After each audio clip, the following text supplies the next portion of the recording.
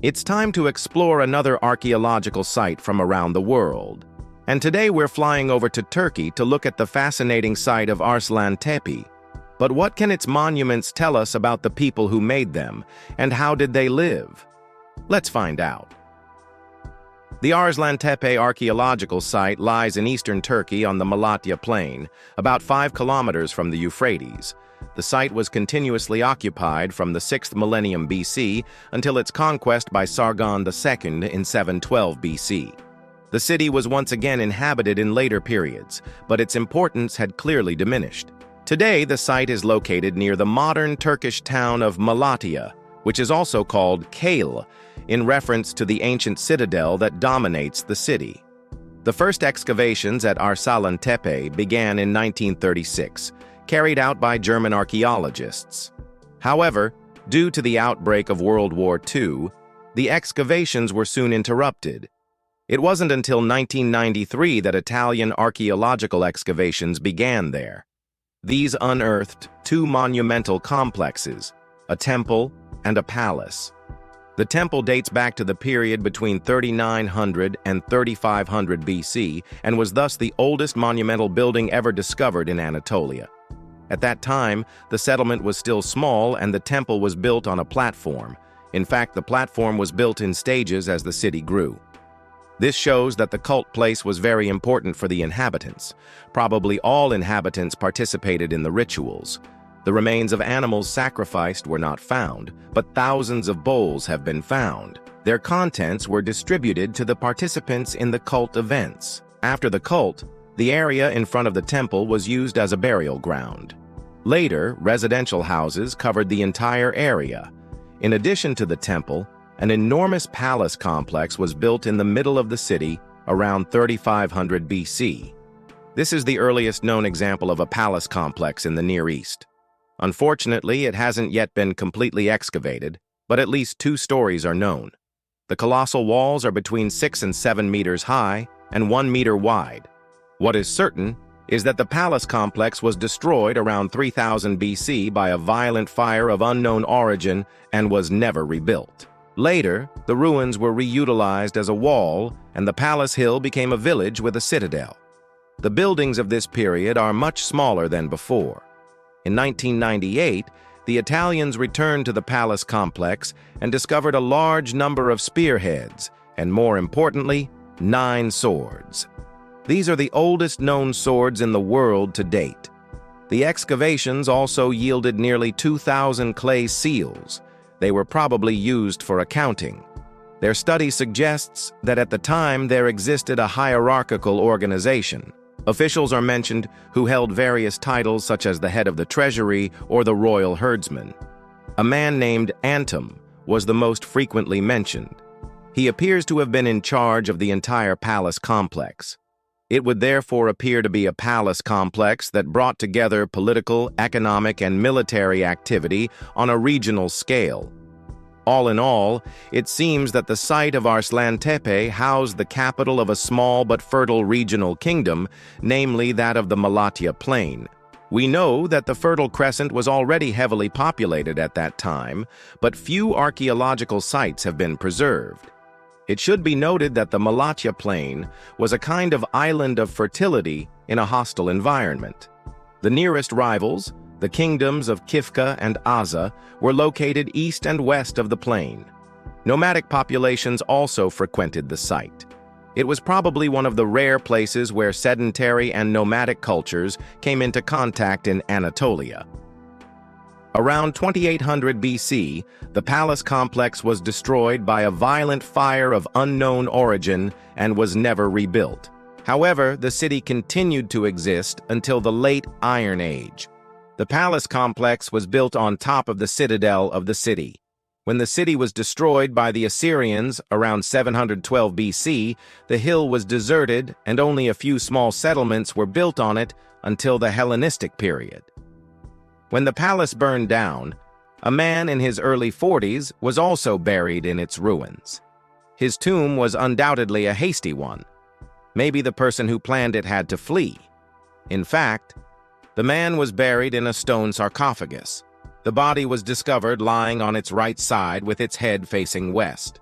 A copper bowl and a clay plate were placed on the chest. The man's face had been covered with a wooden mask decorated with precious metals. Several copper and silver ornaments and a golden diadem were placed on the head. On the left side of the sarcophagus lay a wooden box containing a dagger, a chisel, a hammer, a file, and a mirror. A second human skeleton was found next to the sarcophagus. It was an adolescent male about 15 years old. His body was also placed on the right side with his head facing west. He was wearing a diadem. The presence of these two individuals in the same tomb suggests that they were related. Nearby, a small room had been hollowed out in the bedrock. Inside were the bodies of 3 young people, 2 girls and a boy, apparently about 13, 14, and 17 years old. They had been killed violently, perhaps even sacrificed.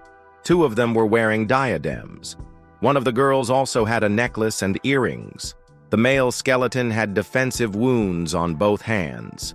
The presence of these 4 sacrificed young people around the tomb strongly suggests that the individual buried here was a person of great importance. Outside the city, the Italians discovered a series of wall paintings on the walls of the palace complex. They depict an unidentified anthropomorphic figure. It is probably a god, since the building in which the paintings were found was most likely a temple. Around 3000 BC, the palace complex was destroyed by a violent fire of unknown origin and was never rebuilt. Later, the ruins were reused as a wall, and the palace hill became a village. During the Bronze Age, the inhabitants built their houses against the palace wall. There were also a few small shrines. Around 1750 BC, the region came under Hittite control. The king's governor lived in a small palace on the hill. During the Neo-Hittite period, a new palace was built on the hilltop. So what can we conclude about the people who lived in Arslantepe?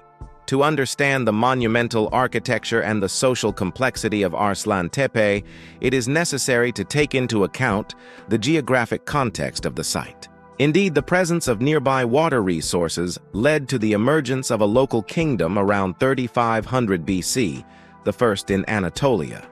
The capital of this kingdom was built on the Tell of Arslantepe.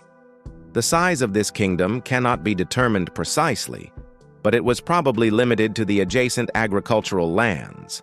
The palace served as the seat of the local monarch who devoted himself to economic, political, and religious activities. Economic activity was mainly based on agriculture and livestock.